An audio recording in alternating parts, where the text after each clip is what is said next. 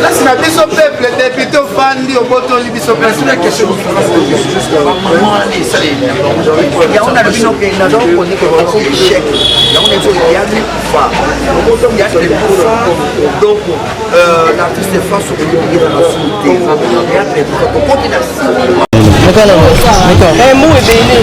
Allô, bonjour. Allô, bonjour. Bonjour, on a bandeko nyonso déjà na biso partout ici ka bizwa mbino bandeko na biso nyonso internaute balobi les amis de partout na Kinshasa tout comme l'international. Ba oyo bazolela mingi pona liwa mama Chako ba baleli vraiment Déborah kende likela biso papa Elombe to solola na un peu pona makambi ya liwa mama Chako. Vraiment, nous avons dit qu'il y a devant papa Elombe, nous avons posé quelques questions et puis à quoi répondre parce que nous avons dit que les vérité. Au lieu de bonjour papa. Bonjour. Oui papa, internet a vu sur la besoin vraiment au juste maman Chako à profil na ligne. Pour bayo qui est belé, moi je dois le visage. Les balobi na wali kila biso papa Elombe a éclaircir biso ba oto a libana pour musika to vi chance ya ko participer na matanga. Oui papa Elombe maman Chako Bien, merci. Déjà pour faire maman Chako, c'est une énorme perte pour la Bissonioso. C'est un grand vide. Maman Chako d'abord, c'est une grande artiste pour nos talents naïe les aguets sociaux pour démontrer. Elle a fait ses preuves sur toutes les scènes. Il y a un beau cannabis pour jouer. À Bandi Théâtre à l'âge de 14 ans, un théâtre classique, il y a le Kambadiaï, un célèbre présentateur, il y a Télé Zahir à l'époque. Radio Télé Zahir, le Kamandiaï, le théâtre Lokoli, a passé par groupe Mangogo, l'équipe sans souci, qui va créer groupe sans souci. Tibelo Maman Chako a profité d'être l'arme à la main. Elle n'a pas pris de repos, elle ne s'est pas donné une retraite. Il a continué à jouer. En tout cas, même Tango Tozo Lelae, un programme à tournage le même jour, parce qu'elle était encore là. Elle a donné toute sa vie à théâtre. Tous les rôles, Maman Chako les incarnait à merveille. Alors, lobby, le matin, Benginga, décor, Bengi, papa, Nogi, Maman Chako a profité. Nous avons numéro Maman Chako. Garçon Yambi, le président, pour mon ami numéro de Malpuna, président de Mbezangaï, maman Kofika Risiko. Comme nous avons dit, na Kotiwana HJ, je suis le premier pour sur les lieux, na médecin. Médecin là, c'est un tableau de traitement. Alors, voilà. Comme responsable de Nabango, et tu as droit à toutes les informations. Le tableau est renseigné que Maman Chako a développé un tétanos, une infection. Au niveau, il y a cerveau, l'infection, et Matimba dans le cerveau. On a tenté de réanimer, et Simbalité à l'Axinga, tous les intervenants, les neurologues, la réanimation. Et on a établi le certificat de décès à ma présence. Côté, Nathalie Gor, on a ordonné Bakanga, parce que je n'ai pas voulu commence à communiquer avec filmer, bien de la boye. Je vais vous donner, va couvrir totalement. Va couvrir une match c'est ce qui a fait que nous sommes ici, mon qui les Benzate, par Ngaïna Kanunga, alors c'est vrai que mon soir Koufi n'a pas émotion la déclaration ils arrivent à sensibiliser. J'ai pu comprendre que tétanos c'était parce que extrait rien mis nous 3 semaines passées. Et on a médecin pour nous que il fallait balongolata moko sima mususu parce que mbule kusani je na kinga na profane na kubanga ki balongola mutu mingi misato na mbala moko et beaucoup y là moi kokoso quoi on a médecin pour nous ba que possible et ça les makanango on a médecin mais ce qui est connu balongola kingi je crois tétanos et se développer à partir parce que samedi dans mon hôpital samedi il y a copain il y a béni maman Bipeni Abiaka Jackie à Olobate. On a trouvé que ma choix n'est quand même déjà à moi pour le bacan elle ne peut plus pour manipuler ma choix et tétanos c'est quand le médecin m'a dit ça ça existe les deux versions donc voilà je dis au médecin le dernier médecin ou à Simba comme tout Machako à l'Obakinanga. Voilà. Merci beaucoup, j'espère que Bino Boyo qui président Elomé comment à répondre donc à ça qui nous fait du bosso ou à comment qui vraiment l'hôpital et à solo la qui n'a médecin donc botti kabio ka faire soin bien à moi et lui n'aura pas Elomé. Est-ce qu'on peut pas vous préparer pour moment chaque fois pour faire à l'eau mais les lots on le croit deuxième jour quand on les a déjà en manque vous préparer la première des choses, il y a aussi les gens qui sont avec le lobby, qui ont la corps, est-ce qu'on fait là qui on a HG parce que qu'on a pas manque peut-être au Kenango, on a clinique Ngalima, plutôt na clinique chinoise. Les gens n'a pourquoi pour ça on a biso responsable, la famille, parce que avant tout artiste on le devient, mais on est avant tout membre d'une famille. Maman Chako a un membre de la famille à Mounene. Et les artistes, tout bandanan koyoka, oyo famille lobby. Au famille lobby. Sur famille lobby, ok. Laissez-nous organiser obsèques. Ndenge na biso famille parce que famille na famille ezakana bikila nango ezakana ndenge nango za coutume nango. Ce que bon biso otika biso to sala biso to kolandaka au famille koloba. To koya wana pour honorer ndeko na biso.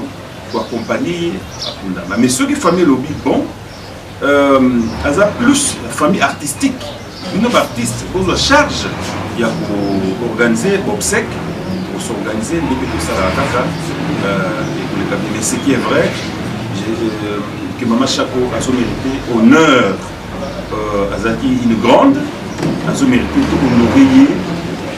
C'est l'occasion pour nous lancer ce message de l'artiste Nyonso, qui est tout les Maman Chako. Et ça la té que tout les sika ya pour la société et comme kaka ba caméra ba téléphone ma waisili muta ko ba vu donc ça la mbongo na matanga moi ça me déconcerte un peu hein? Jacqueline chaque dia là a mérité bolingo na biso to zaki nango to kina na suka on a pourquoi tout ça na famille et le programme sera tout le monde. Ok, merci beaucoup. Je crois que nous doit Elomé vraiment terminer parce que à l'objet déjà où ils sont nécessaires et puis tout est clair. Parce qu'on a battu sur la biso, on a biso, le Wabukabone Zalika Matanga va partager le biso Mawa et il a kaka on a honoré Maman Chako ba déclaration inutile, ba déclaration incendiaire. La déclaration où il y a moto, ça ne servira à rien. Au Finga, au servir des locomotives, nous avons perdu une grande. Alors, Mawanabiso faisait la proportionnelle à la grandeur de la moto et au père. Donc, Bandi Banda, et à Katia Congo, Maman Chako est morte, mais la culture continue. le roi est mort, vive le roi. La culture continue. Continuez à soutenir la culture congolaise. Continuez à soutenir vos artistes. Continuez à soutenir l'ANPPC par rapport à Matanga.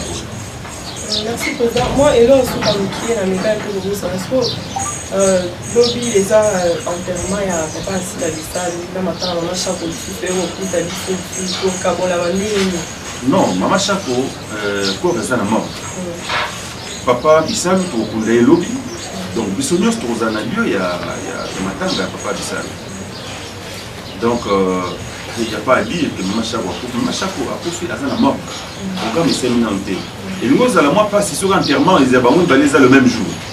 Mais enterrement ils le même jour le but on n'a pas fait ça dignement et nos élites programme il y a maman Chako. Sur Pessami pour Zala Elongo et c'est l'occasion il a fait ça au Kabula Mawana ba OTT la maman Chako très attachée na kitete la naie na qui a mongo naie elle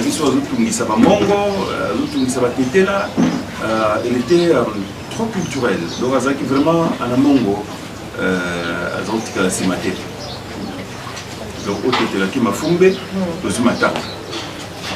Merci beaucoup. Naïbi que tout le monde est sous papa et l'homme parce que les lots n'ont pas quand des membres de famille va solo là, ou va solo là. Naïbi que je crois dans 2 jours, tout le monde est sous papa. On va un message pour la matin les catives que maman Chako le rôle azaki artiste mo ko munene vraiment maman Chako ça va icône au ba joie avant que tu dises auto bota matoyebi que tu te que tout ça va théâtre si les gens a fait dans ça là donc bravo l'artiste vraiment pour la et à téléspectateurs union so bota la vous allez jamais déçu pour vous avoir information à l'union. Merci beaucoup.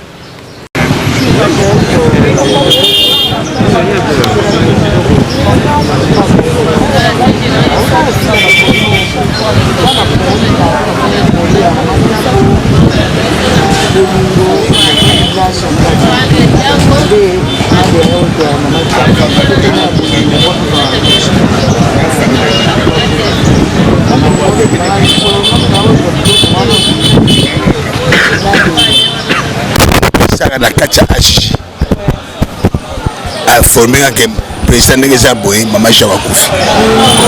Docteur Mugisho na bengi a bengi ma famille de Banda, ba ebita Wakouf. Donc on a formé un acteur presque ba Yandi Mous, ba docteur Mugisho, ba Mbalo Somo on a formé un. Donc c'est ça, en tout cas pisanga passe pour ça moi kacha groupe sans souci. Le pisanga passe surtout moi oyo et moi to commémorer milieu sans souci le 23 juin. Tout se préparer le 23 juin, 12 ans sans souci. Madame Mamsou Baxi. Donc ça passe. Président Poudre des Chasses, président un groupe sans souci. Maman RMA qui sont maman Chako et puis ça qui passe ma casse. Président Poudre, dans le moment où tu as dit que maman Chako a qui lobby. Les a déjà deuxième jour na bisoto le la maman Chako. Scobino étant que acteur, vous avez préparé maintenant on est. Bon, biso groupe sans souci to sur la na biso. Na vice-président na acteur na ngani so to ebinde to sala ndenge na biso. NTPCP ko sala na ndenge na bango. Malgré la vice-président TPC, président Massouma Sawana, tu viens de te recevoir pour te bomber. Mais bino ba journaliste internet botika bilobela. Botika bilobela, boso weli sa mama Chako boyebi yete. Boyebi ki yete. Le président pour de la monde na hôpital a été. Attends que l'hôpital te. Bino boki hôpital pa kufiti. Mais macha on to sani na ndako. Aka na opala ngara ke pa nai. Na mobali na ejo ya nai. Donc à ça moko ya groupe sans souci, à ça cofondatrice ya groupe sans souci. Ce que ça ba pèse nous dans ma groupe nous comme invité. On a bango mais yebaka à sa source na ye et ça groupe sans souci. Le ba bien on débat tika botika de bilobela. Boye bi été.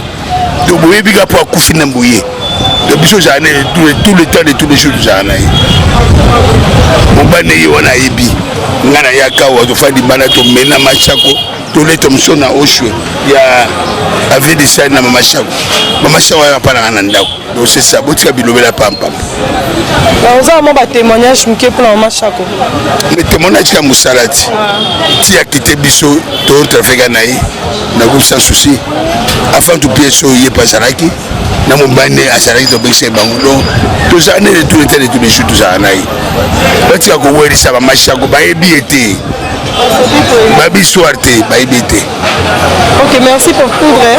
Au lobby nini pour la moi il va souka il va mokabani pour la internaute nyonso au ba la biso.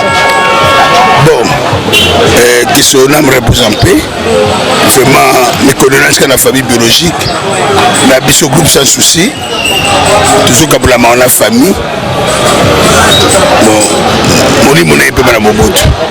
C'est tout. Bonjour papa Roger, tout le monde est en matin. Lina Bassa, maman Chako, écoute qui oua pipé et soit qui en fait, message j'ai écouté dans l'andako, dans l'andako, dans la mine tongo, et un ami qui nous a tourné un trésor de bandal. Combien à la WhatsApp, tout ça, c'est maman, maman, c'est une force à tout le monde qui c'est vrai que maman Chako Koufi, notre naissance, n'a pas habité, mais ça n'a tout dans l'an. Tant na côté mon groupe na biso ya Kokambala ya Simba ni la moni message ya nani ya Dacosta na mon message ya Dacosta en tout cas il choquait nga makasi parce que aza icône aza parmi ba maman ba banda théâtre le bosso sur le théâtre za na ba miki ko tayi na TV en tout cas ils a sangwa passé et ça nga passe dans yoki yango et bon tout ça émotionné quoi. Oui ba souvenir ni ozala ngo pour la maman Chako na monde à théâtre. Na monde à théâtre bon natia kokuta na scène moko na yete na au moins na filmaye na assista pendeye azo tourner et pas présent vini et puis na banzonzini mususu na c'est pas na musala sala parce que tant aux appels na ba mike to tala yeka kanenga jour ka na groupe sans souci ani o masa banzonzini en tout cas ça la musani vraiment kitoko.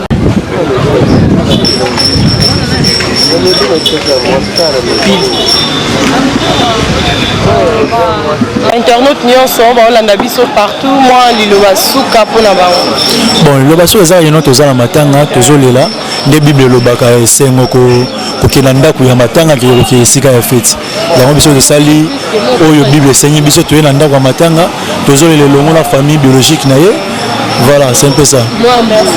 Merci.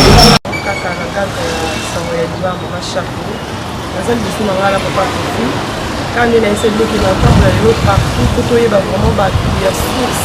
On a dit qu'il y a un machin pour tout le monde, il y a un tout ça, papa Kofi a mais quand même pour expliquer tout quand on a eu qui ça va aller dans machin. Zaki wapi et puis il y a qui a Merci beaucoup. En principe, le mardi, je ne travaille pas. J'étais à la maison, je me occupais de quelque chose. Et puis, j'ai vu son message dans WhatsApp. Il y a une collègue, tout ça, comment quitte le machin. Moi, j'ai même réagi sur le champ. La commune Nabi, écoute vos filles, tu as une blague non de mauvais goût. Par la suite, elle me dira non, je ne blague pas, je dis vrai. Et j'ai appelé, je crois, le président Bordeaux pour lui demander. Non, le président est nommé. Je dis là, on vient de me dire que je me rends présentement la HJ pour m'enquérir de la situation. Et quelques minutes après, le président Bordeaux me confirmait, oui, pas confirmé. Maman Chako est morte et d'ailleurs, ça a été un coup de massue pour moi. C'était un coup très dur, ça a été bon. J'ai eu de larmes, sincèrement. Je me suis dit, c'est Dieu qui donne. Dieu lui-même a décidé de la récupérer. Oui, pourquoi Kofi pour leur femme la nini et puis la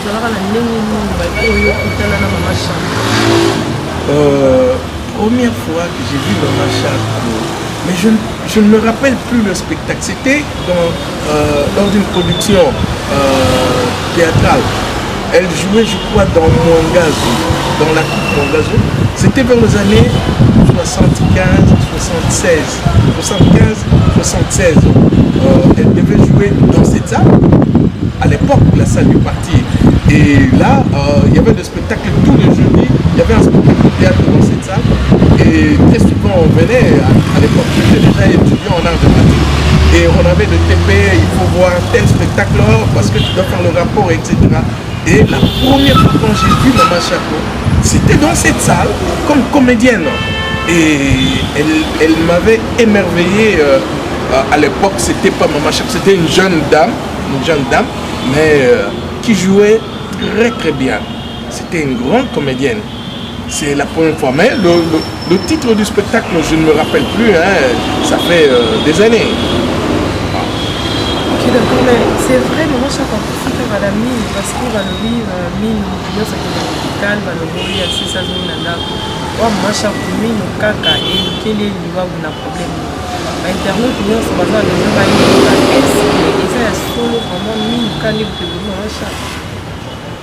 c'est une question à laquelle je ne sais pas si je peux répondre avec exactitude parce que, je ne suis pas médecin.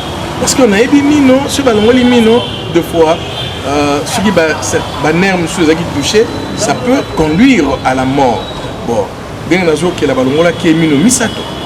Bon, 3 dents, c'est déjà beaucoup. Je ne sais pas.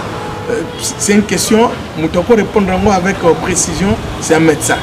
Moi, n'étant pas médecin, il m'est difficile de pouvoir donner une réponse avec précision.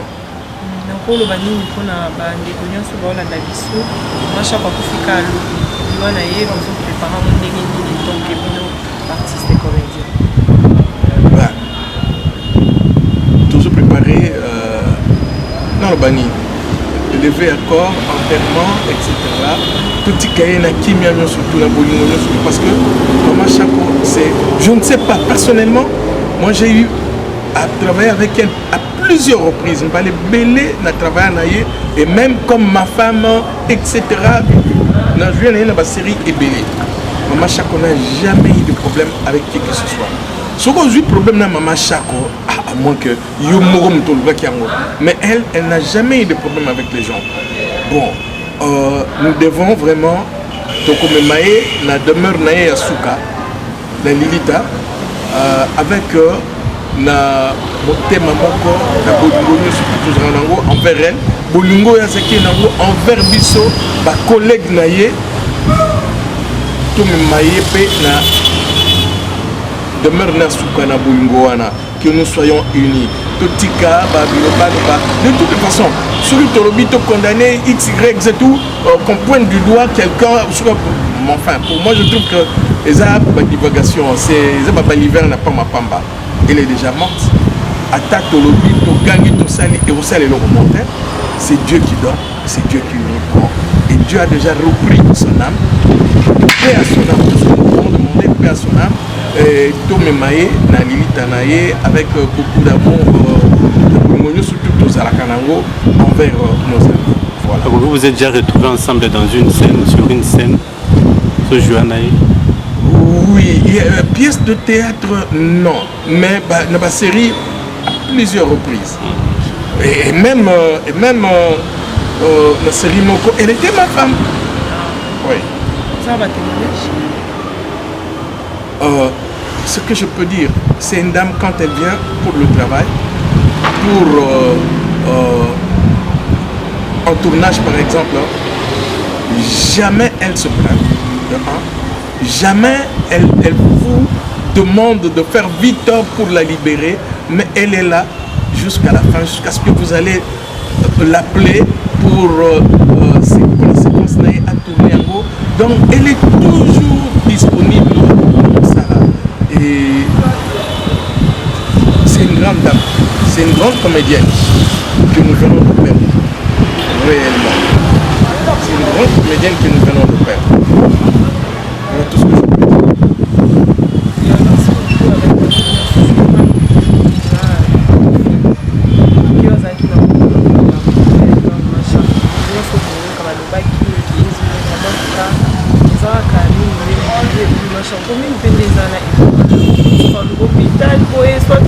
dans nzambe so baki okufa lelo atolala ye na ndako atoloba eloo na obima nde po bakutana na moluka donc okosala mpe donc crise kaka wana nasolali te okofirma liloba mokie ya parce que tozwa toyebi ke tozuma lisusu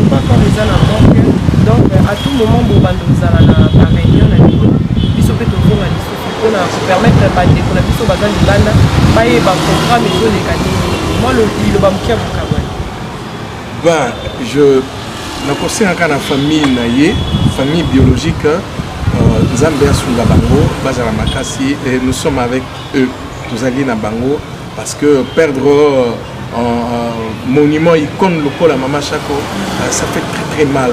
Donc on sait à la famille beaucoup de courage et que Dieu soit avec vous et que nous comédiens nous sommes aussi avec vous. Chako était pour vous biologiquement mais elle était aussi beaucoup pour nous. Donc à tous les Congolais au Bazali Nakacha Congo Bazali Banda vraiment nous venons de perdre un monument. Et au Tango Yakala et surtout Chako c'était une femme Tango Yakala ce bassin un monument. Pourquoi pas faire un monument Yamama Chako? Merci. Ma fidèle internaute toujours au la biso. Naza awa devant ngai na kala ye. Naza la maman tant que femme. Na yele perdre maman Chako pour aza icône de sawa yiwa na yi. Evoluyo kaki. Écoutez que wapi po yambaki amunde. Merci beaucoup. Merci Makiba. Mama Chako 50 ans de carrière, c'est pas beaucoup de 50 ans. Il y a ça 50 ans de carrière. Donc, Aza vraiment icône. Et il y a un moteur qui est à l'équipe qui n'a pas accepté. Un moteur ça nous salade et un casse. Nous autres, on a eu la chance de jouer la Mama Chako plusieurs fois. Il y a joué la même période, il y a possibilité la même période. Donc, on doit savoir la Mama Chako, c'est la plus choc. On a un message, il y a des gens qui se sourient. Après, comme on ça devient sérieux, on va bouger la toilette. Dans la bimi, dans la mauvaise fin, on a comme on a joué à bien, Jacques a poussé, Jacques a poussé, Dial a poussé. C'est la volonté de Dieu. Face à la volonté de Dieu, donc il faut penser à la grâce des amis, des amis qui soient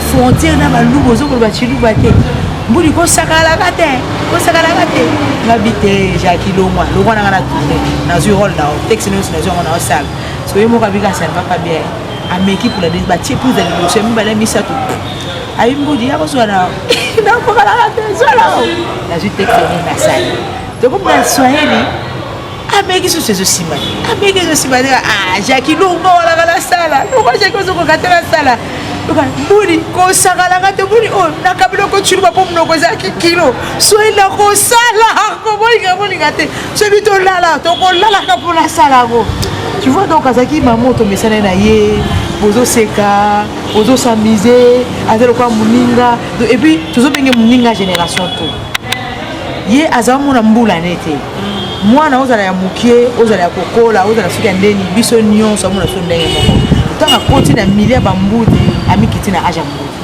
tanga koti na milia na bino amikiti na âge na bino bolingi a plaire na tout le monde azali mutu azali choqué te azali mutu azali osaka du bien voyez donc olele na pasi na motema pasi fo ezala kaka pasi fo ezala kaka biso tosokanisi ke nzambe nde moto azwa na osala.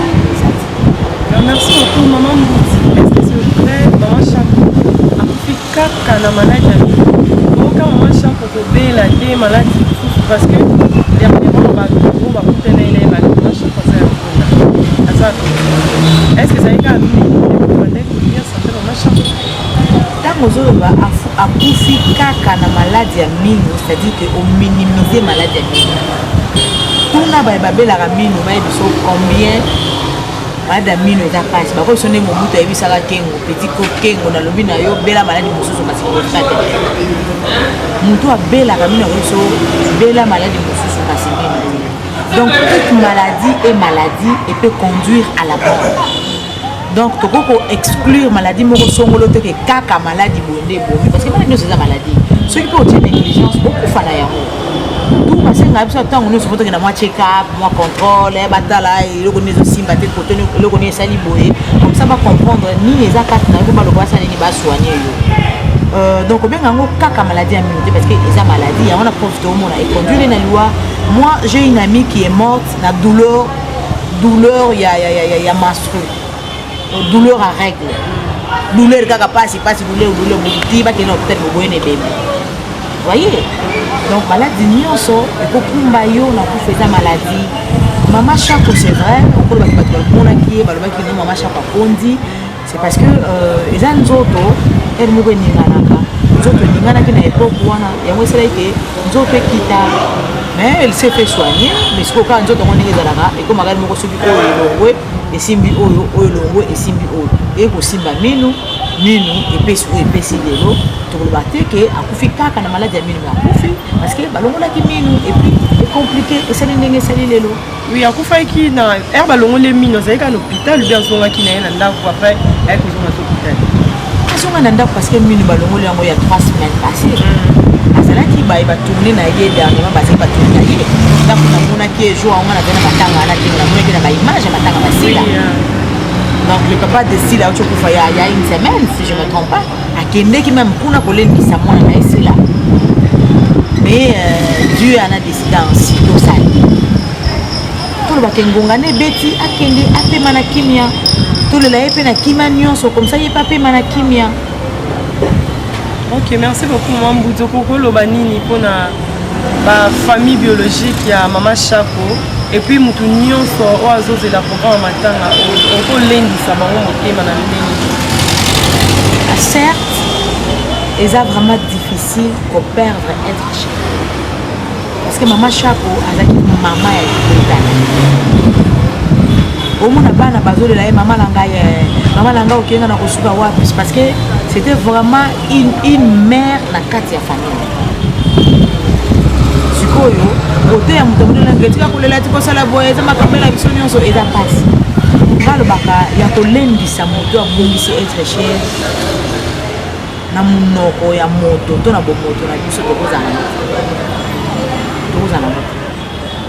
Il faut kaka tosenga na nzambe molendisi ya mitema oyebi passe na biso lui qui sonde le cœur et le rein lui qui nous connaît mieux que tous alendisa biso alendisa famille biologique na ye apesa makasi to comprendre aussi que c'est Dieu le maître de toutes choses, c'est Dieu qui a les derniers mots dans toutes choses.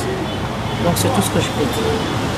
Merci beaucoup Anna Bomoni Ezaki maman Mbouti tumiki un peu kosukuna na ya propos ya liwa ya maman Chaco. Mais lokola nanu bapesi programme te parce que maman Chaco auto ekokufa ka lokola nanu bapesi programme te ceux qui peut programme esalami tokozonga lisusu et pas ya moko na moko oyo nyonso botala bosabone massivement.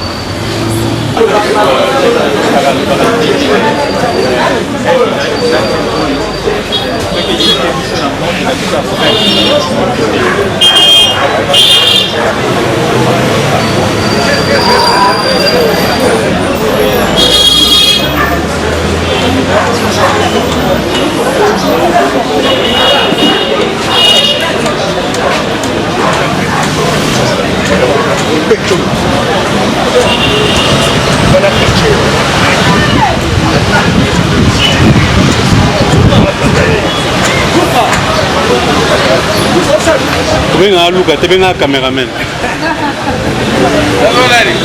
Cameraman.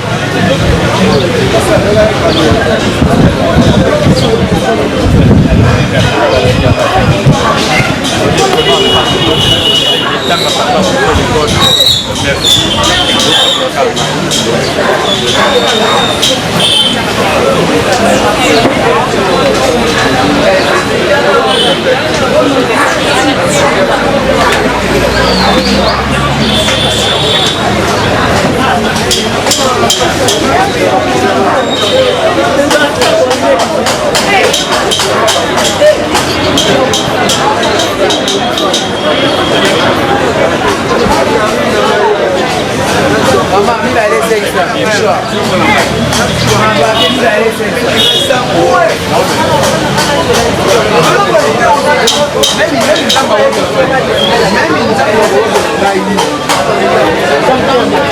Je reçois bien l'invitation, on va comment le casser. Oui.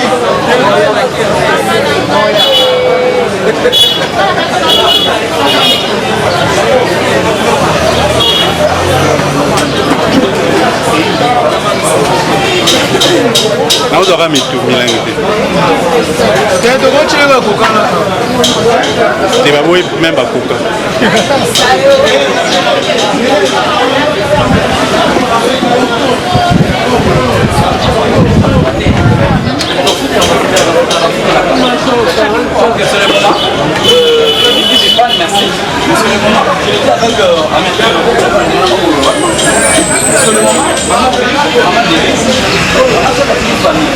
Sans adresse. Toutes les escales vont voter. On va famille réellement. Par association là aussi. On va famille. Maman Kabazawana. Maman Teo Zawana. Maman Ania Zawana. Pour ce moment bango. Beaucoup de filles maman qui va y adresse. Parce que pour la maman de social.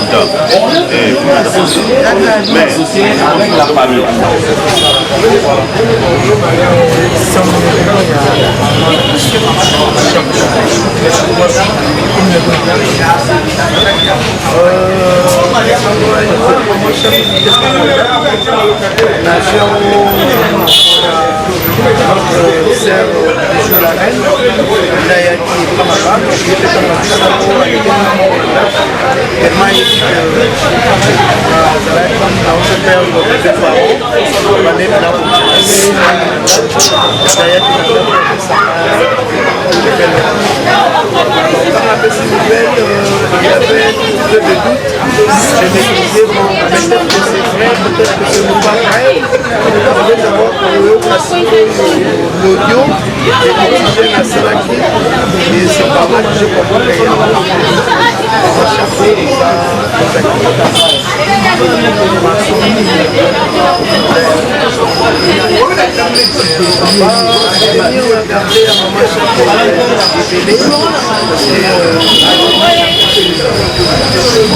premièrement d'abord il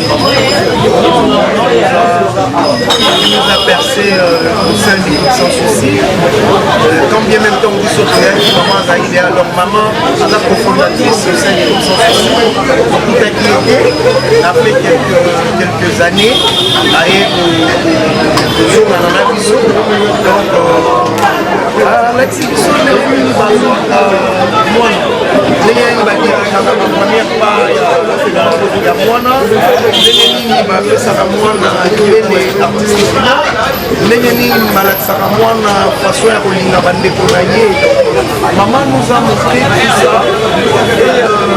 et en dehors de ça elle était aussi dynamique donc sur la maman avec maman Chaco sur le maman Chaco a commis Jackie, a commis Jackie a commis Demolition, a commis Mère Aboupia, donc avec maman Momo et Papa je suis ma payé, donc aussitôt ma désolé, surtout avec ça, océan, et puis on va dans la petite soupane, pour la satisfaction de ça là, pour cela, peut-être la soupane, pour la satisfaction de vivre à l'époque de la banque. Parce que j'expérience beaucoup partagé avec les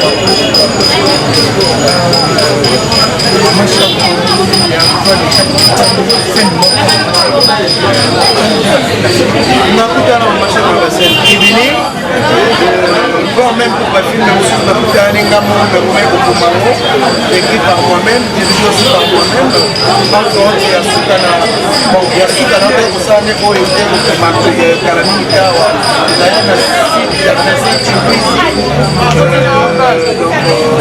titre la web pour mango ok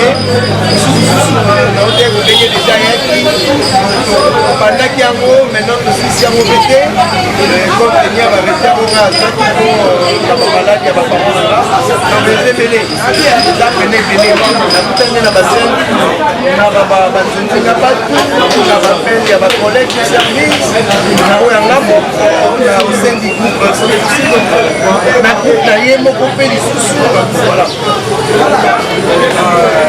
qui est signé scène marquée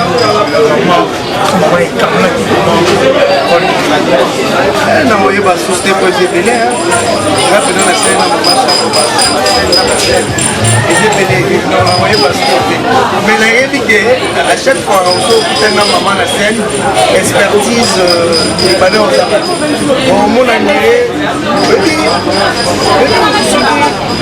akoli na eloko sagesse ekomasu makasi c'est ce que mama komela akoloba mingi te mibale misabiso na kwaki misatibele te awa eza wa développement ya kati etaka donc ekwani wana pena na mama mais oui pourquoi pas quand je dis c'est une maman déjà toprofitaki na komelisa biso libele artistiquement et pourquoi pas ce qu'on peut profiter na sagesse pe intelligence na ye toprofite na ngo c'est une grande dame parce que nous n'avons pas pu souhaiter parce que Akemelenga Kele ici avant comme ça voilà que là ça mène à ça mène à